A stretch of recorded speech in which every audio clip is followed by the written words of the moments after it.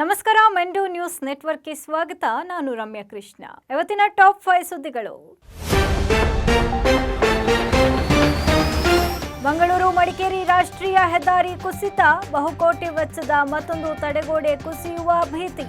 ಮಡಿಕೇರಿ ತಾಲೂಕಿನಲ್ಲಿ ಗಾಳಿ ಸಹಿತ ಧಾರಾಕಾರ ಮಳೆ, ಜನರನ್ನ ಪರಿಹಾರ ಕೇಂದ್ರಕ್ಕೆ ಸ್ಥಳಾಂತರಿಸುವಂತೆ ಮನವಿ.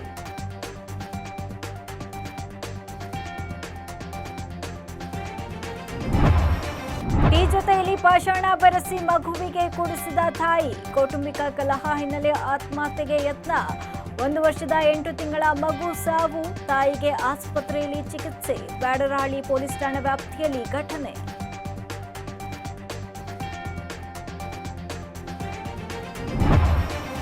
ಟ್ಯೂಷನ್ ಮುಗಿಸಿ ಬರುತ್ತಿದ್ದ ಬಾಲಕನ kidnap and murder. Vijaya bank ನಿವಾಸಿ 13 ವರ್ಷದ ಬಾಲಕ ಸಾವು. ಬನ್ನೇರುಘಟ್ಟ ಬಳಿ ಶವ ಎಸೆದು ಹೋದ ದುಷ್ಕರ್ಮಿಗಳು. ಅಪಹರಿಸಿ 5 ಲಕ್ಷ ಹಣಕ್ಕೆ ಬೇಡಿಕೆ ಇಟ್ಟಿದ್ದ ಕಿರಾತಕರು.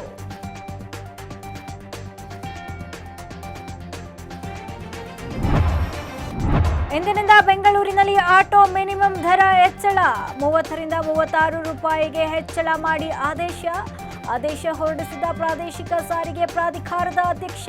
ಪರಿಷ್ಕೃತ ದರದ ಪಟ್ಟಿಯನ್ನ ಆಟೋದಲ್ಲಿ ಪ್ರದರ್ಶಿಸುವಂತೆ ಸೂಚನೆ.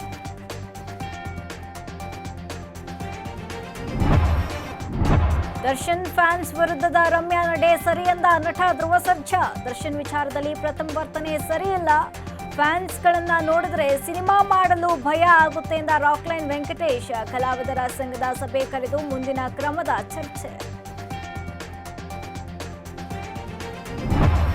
ಇದಿಷ್ಟು ಇವತ್ತಿನ ಟಾಪ್ 5 ಸುದ್ದಿಗಳು. ಮತ್ತಷ್ಟು ಸುದ್ದಿಗಾಗಿ ನೋಡ್ತಾ ಇರಿ ಮೆಂಡು ನ್ಯೂಸ್ ನೆಟ್ವರ್ಕ್, ಅದು ಸತ್ಯದ ಕನ್ನಡಿ.